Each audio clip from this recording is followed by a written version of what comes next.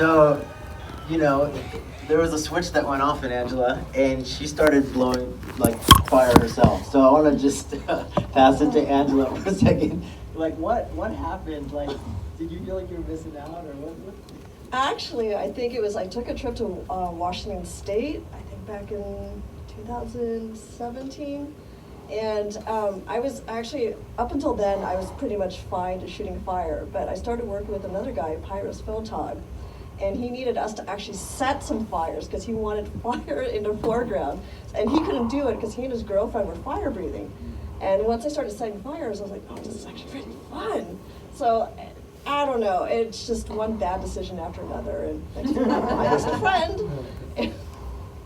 That's how I... Like, hey, how... Yeah, and they were kind of reluctant. They don't actually fire breathe anymore, so. But you're kind of hooked on it now. I see you doing a lot of fire. It was actually practice. Yeah. It is fun, but it has been practice. It was practice for a while. I'm sure we will. Now she's a pro. I'm not. I need to get invited next time you do fire. There could be something, actually. Give me the group chat or something. Okay. Yeah, well, I'm glad you brought up the fires because that leads me to like next question for, what's the hardest part of either making this film or even just setting up these things in general? Like, what's the most difficult part about getting this whole thing together? Like, and because you close off streets and all of that.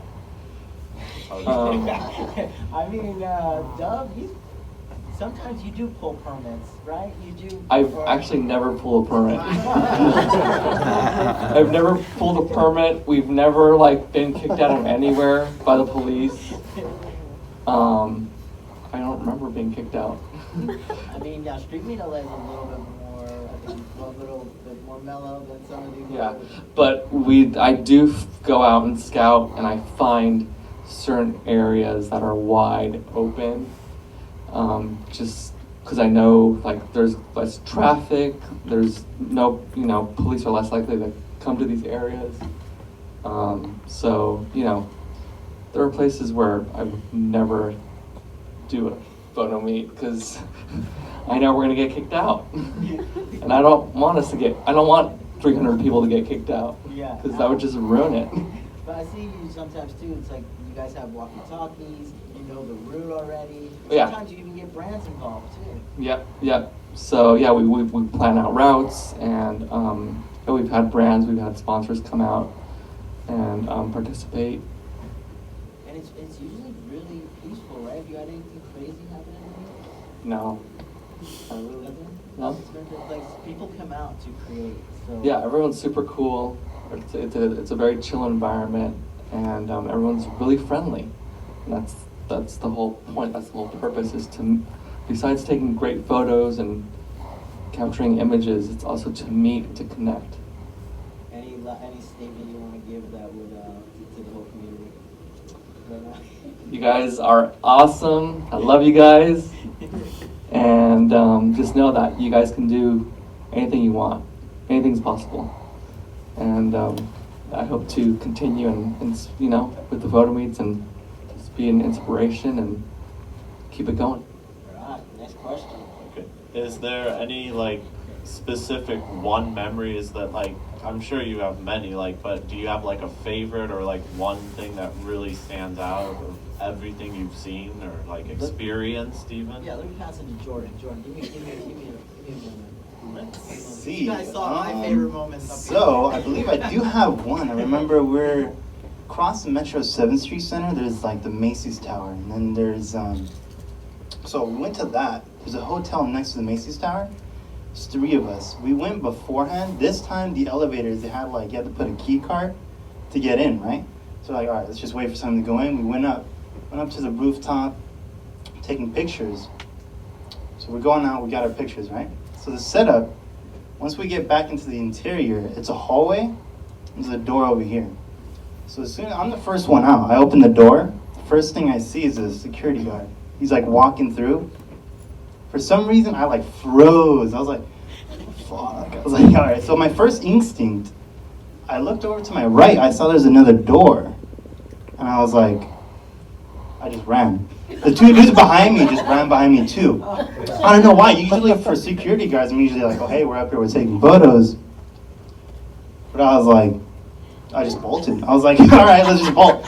Two dudes were like, all right, let's go. I went down like 2 flights or 3. I hear him on the radio, he's like giving our description. We're going down to the lobby level. We go down the elevator, right? So we're going down. It's a set of 2 elevators here and 2 here. Doors open, it's a huge dude, big guy. He's facing these elevators and we're coming out of these right here. So we just sneak behind him. We're walking out the door, I look around. He's behind us, but at that point, we're already off the property. So I was like, all right, cool. So that was an interesting situation for sure. But you got out of that one. Got out of that one, yeah. Any other questions? Oh, yeah, do any of you have other memories you want to share before I go to the next question? Yeah, all right, let's pass it on. Okay, so this actually happened at the very first Mega Meet. So basically, we had done the separate meetups. I think Conquer had one group, Shutterclick had the other group, and so we met up at Lower Grand, and that, I thought that was the pinnacle of the meet, because you had these 2 groups that thought we were beefing, and then all of a sudden, everyone's like hugging each other, and so I thought, okay, that's kind of cool. But, it got a little too big, we got kicked out, and so we moved onto the spot where Conquer had actually met. So, we're out there doing our own thing, shooting, and then all of a sudden, I am Just Cause, all of a sudden just says, Angela, I need you to shoot me now. I'm going to do some stuff with Hunter and Jade. I really need you there. So I said, okay, fine. So I go there, and, Hunter and Jade are fire breathing together, and I'm Just Cause he's just posing, he's just modeling, and all of a sudden, he just grabs one torch randomly and just starts fire breathing. I mean, at that point, we're just like, holy shit. And then I asked him later, I was like, did you know you were going to do that? He goes, oh, hell yeah. That's why I wanted you there. That was his very first time. Oh, okay. Yeah, so after that, we just kind of went a little further, and next thing you know, I think we were, at the time, I think we were just like, yeah, how many more fire breathers could you get? So we brought in AMT and Nicole. Can you explain to everybody that the Mega means like all the groups come together? Yeah, there's a minimum of like, 5 or 6. I mean, Street Meet's been part of it. Actually, you guys have been part of all of them. Yeah, the last one, there was like 10 groups. So yeah, like all the meets come together. It's probably like once or twice a year or something. Actually, we've had 3 this year. 3, oh, 3. But they all come together and everybody just comes together because everybody has their own little, everybody has their own little sub cliques and the groups. But it's really cool that everybody can come together, and it's crazy because there's just so many people there that you don't even bump into that many people. So you're just on the gram later, on the Instagram later, you'll see everybody putting their pictures, and you're like, I didn't even know he was here, or just, oh my god, like. So Mega Meet's pretty cool. Yeah. Well, since I have a wide variety of people, like I'm curious, like, would you say like how would you describe like your job? Like, would you say this is like a hobby you do? Do you like, do you like have this as a part-time career, or like, how would you describe this as like, because you mentioned like 3 times a year, how big a part of this life is this for you? For all of you? Do you mean from like a group leader, or from like a filmmaker? I think I can answer that a couple different things. So, like as a filmmaker, I'm in the union, and I work on everybody else's movies. Yeah. So I like to have something that I can work on, like my own little project that no one can really tell me how to edit it, but I can just do it myself, kind of thing. So doing this movie, that was my little side project. I had my full-time job, and I worked really hard. But then when I came home, I would just be working on this documentary because I thought it really meant a lot to me. When I first got into the scene, I was like, holy cow, all these people are meeting up together and creating together. I didn't spend $1. I was like, damn, I went to this thing, I had time of my life, I didn't spend $1. I was like checking my wallet, like, yeah, I got all my money. This is the most fun you can have in the middle of the street with a bunch of strangers. That I'm lucky that I've made a lot of friends from these strangers, and I feel richer that way. But yeah, from like a I don't get paid to do these. I don't charge. It's free to come out, you know, free to create. Again, for Streaming LA, I'm sure the other meets. It's all about community and coming together and connecting, you know. And no, we don't charge. I mean, as of recently, we've been doing some collaborations with Sony, and they're not paying me, you know. I'm just doing it because I want the community to grow as photographers, you know, like improvement and just get better. And like a lot of the people that come out are super passionate about photography, but they can't turn it into a career. And one of my goals for this year was to connect with bigger companies and, you know, put on more events where there's actually like teachers and classes and where people can learn and eventually turn their passion into a full-time career.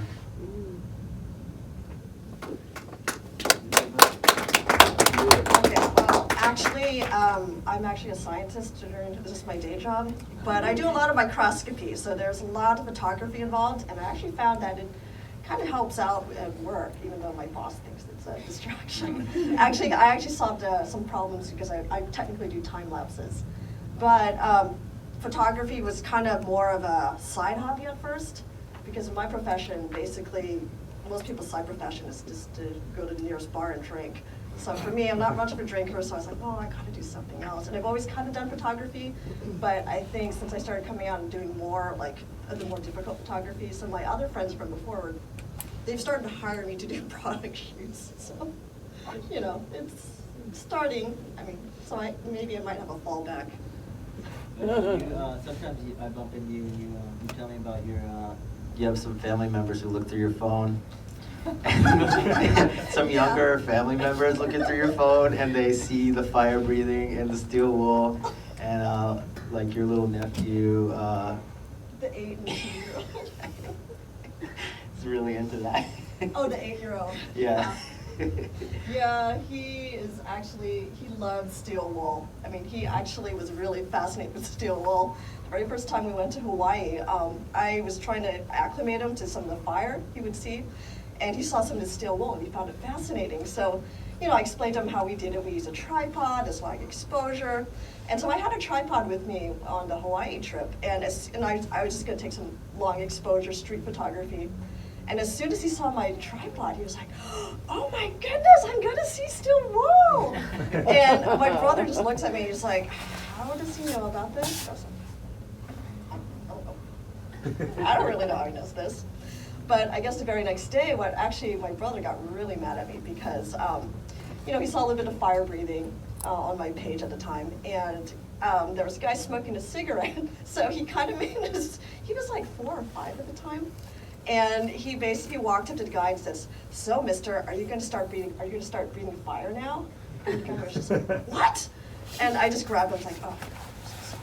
And my brother just looked at me and said, "You know, you need to stop." Yeah. I don't have to get in any trouble, right?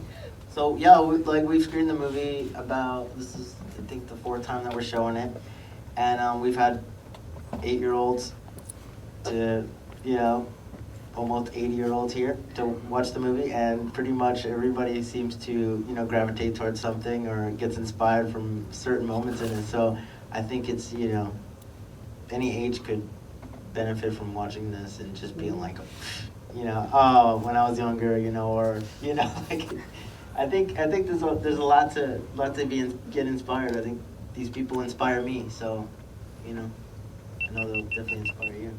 It's a great documentary. Oh, thank you. Does anybody have any questions out there? Yeah, way in the back. What was the biggest challenge in formatting different media into one cohesive piece from different sources? Oh, so so with the documentary, you have a lot of different assets, right? You got photography, you got videos, you got older videos, you got newer videos. It's just you got music, you got just recording the dialogue for the interviews. So you got all these different assets. It's good to get organized with all the different assets. So the quicker you can get organized in your folder structures and everything. And one of the big things that I've learned through this whole thing is that it's so important to back up your footage like twice. Just back up twice and just make sure that maybe those two are in different locations. You know, like have one copy at your house, put one at your friend's house, put it at your grandma's house. Put it somewhere else besides, because I've heard so many horror stories about like, oh, I have to start from scratch because basically somebody broke in my house and stole my laptop and I don't have nothing anymore, you know? So I've heard all these horror stories, and some of the footage was so hard to track down because maybe a hard drive failed or this and that, or like one of my buddies over here, John, we were at Starbucks trying to get stuff off his hard drive, and the hard drive clicking, like, and I'm sitting there like, oh shit, this is some of the like amazing 6th Street Bridge. The 6th Street Bridge has been knocked down, so it's not there anymore. Like, this footage could have been gone forever. Yeah, so I felt like, you know, even though this is pretty like a recent thing, we started filming in 2016, and then kept going, you know, until.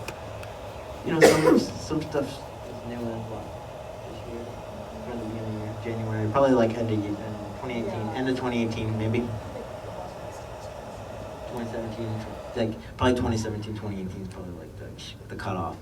But yeah, some stuff didn't make it, and some stuff is gone forever. So back up your stuff, because if it's gone, you know, you don't have that film negative, because it's just something on a computer, you know. Two questions. One, are you going to add subtitles specifically to my part? Because I don't even. I mean, I did take out a loan for subtitles, so yeah. No, yeah, there's mandatory. Are you gonna make it available in a different language? Spanish or something like that? Yeah, that's one of the things too. Is that I think that you know, I'm gonna try to save some money to get it in like at least Spanish, but I would love to do it in like, you know, Japanese and this. You know, just I know that seems like a far-fetched kind of thing. No. But I think they would dig that. I think that like people in Japan would be like, look at these crazy motherfuckers in LA. You know, like, Second question. do it right. For Spend that. Okay. When the second part or the video, the YouTube series, or because I think this is gonna end up being a series. There's so many specific, so many different attempts that each one of them they could make like a whole documentary. Yeah, like a docu-series. Of these is just amazing. Kind of like a docu-series. I think we're definitely like thinking about, like right now we're just trying to like, this is such a beast, you know, talking about all the different assets and all the different puzzle pieces that have to come together. But like, yeah, I think this is something that can travel. Like, we could do one in Japan. We could go here. There's all these different cliques that meet up, and even if they're just in smaller groups, it's still happening everywhere. You know, and I think people do look here to see what's going on, and then we do see it rippling, you know. It has a real pioneer element. Yeah, urban explorer, kind of, you know, and you're learning your craft, so you have to kind of find what you're into, you know, or what you're into, you know, photographing, or what you're into, how you want to model, or how you want to perform. Luckily, you know, I haven't seen anyone, you know, get real hurt spitting fire. I haven't really, but. Specifically talking about the documentary itself. Okay. That's a pioneer. I mean, I haven't seen anything. It is. When I was making it, I showed one of my friends who's a really good editor for documentaries, and I said, "What do you think about this? Is this a documentary? Because it just combines social media with this and I'm like, is this a documentary? Is it too new to be a documentary? Like, are documentaries just supposed to be about something that happened 20 years ago, and you know, people don't want to be in them? Is that a documentary? Like a lot of the documentaries that you see on Netflix, people don't want to be in those. They're not the most positive things to be in, you know. But with this one, it's different. It's kind of, you know, maybe it is pioneering a little bit with how if you see somebody up there, their screen name's right there. If you're interested in this person or this person I'm interviewing, their screen name's right there. Like, you can just go follow them. These are not famous people, but these are people who, I don't think you have to be famous to inspire somebody, you know? These are people, these are not famous people, but they're inspiring. They're showing you, like, you know, that they got what it takes to, you know, they got the skills, I guess you could say. Julian. Hey, hi Corbs. Hey, thank you for making it. I can't help but wonder after watching this, were you able to at least capture or by accident find any oops where someone got hair caught on fire? Oh yeah, there's some of that. There is one time. Okay, so at Street Meet LA, we were over there in Pasadena. Like in that, one guy wore Ollie wore like this some kind of a marshmallow hat, and there I do have aerial footage of that, like the fire going in there. So I just didn't put it in there because I was just like, you know, I'm just not gonna go there. But you know, just scrolling through it, you're like, oh crap, like I got that whole moment from a drone, and yeah, that looked like it was, I don't think anything got too bad, but he did burn some hair, right? Is there a designated fire extinguisher carrier? Like there is a designated driver? BYO fire extinguisher, bring your own. There should be. I mean, usually when if I'm around fire breathers or fire performers, I actually bring the safety, I try to bring safety with me. And, you know, even if, like, at last Mega Meet, when I was partaking in some of the activities, I actually I quickly trained somebody else to take over as safety, so. Thank you. Well done. Thank you, Julian. You both have come a long way. Thank you for coming out. Anybody else? So the story is kind of told through these talking head interviews of different people in the community, and I was wondering if there's any thought, if you had any thought of why you didn't include your own voice, either through narration or some other method of like what the community meant to you and why it inspired you to make the documentary. That is good. You know, that is a good question. A lot of people were like, I'm gonna interview you, but like never happened kind of thing. And at one point, I did have a bite in there, but then I just decided that I was kind of more like the fly on the wall, you know what I'm saying? I came into the community just like anyone else could come into the community kind of thing, and I just felt like, I don't know, just as the observer, as the fly on the wall, as the person that's just looking at what's going on, it was just more powerful for me. You'll see me in there a couple times, just shooting the shit. Yeah. You know? But you'll see me in there. You know, I threw myself in there a couple times, but I think it was just more powerful, and I just focused on, you know, the people that inspire me are in there. Yes. So we're running a little low on time, but do any of you have some last minute thoughts that you want to share or you want to say, or any last specific locations you want to give a shout out, or people, or what? Last thing is just everyone who's actually came out, supported, you know, like can't thank you enough. And I get so much, everyone just praises me sometimes. They're just like, you did so great, you did so great. I'm just like, look, like everybody like contributed so much to this documentary. It wouldn't be the same without everybody's support. So just having everybody out here supporting, you know, Hector over there hiding. Everybody, you know, like. How about the people carrying your equipment? Everybody who's carrying my equipment. These ladies over here. You know, I just dive so deep into this documentary that I know a lot of things have, you know, I'm a new dad now, so, you know, a lot of things are like, I'm probably gonna focus more on that kind of stuff. Because it's so tough, like half of the movie I edited, you know, with a little baby on my lap, you know, like, she's into all this stuff. She loves all you guys. She loves the fire breathing and the mask. She just sits there like.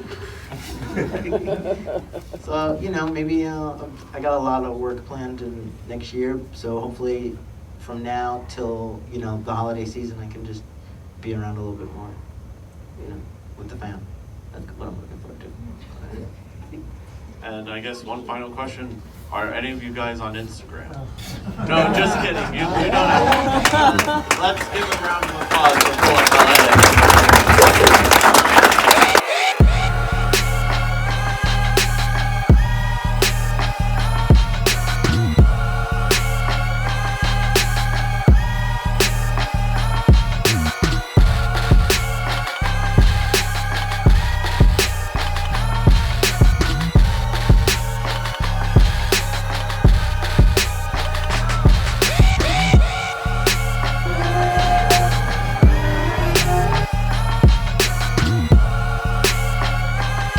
Best Feature Documentary, Pull Up LA.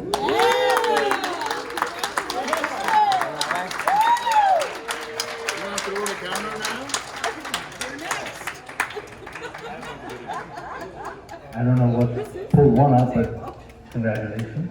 Would you like to say a few words? Hi, my name's Owen. I'm the director of the Pull Up LA. It's a documentary on meetup culture in Los Angeles. Basically, a bunch of creatives, we get out in the middle of the street and we create together. It's a very random and a very spontaneous, kind of lightning in a bottle experience, but it's a cool thing going on, and we're lucky to document it and put it in this documentary and hopefully inspire a lot of people for years to come. I'm Owen, my brother Josh, he also helped me with it. Thank you for this award, we really appreciate it. Velvet, thank you, Velvet. Thank you, Glendale International Film Festival, for this opportunity.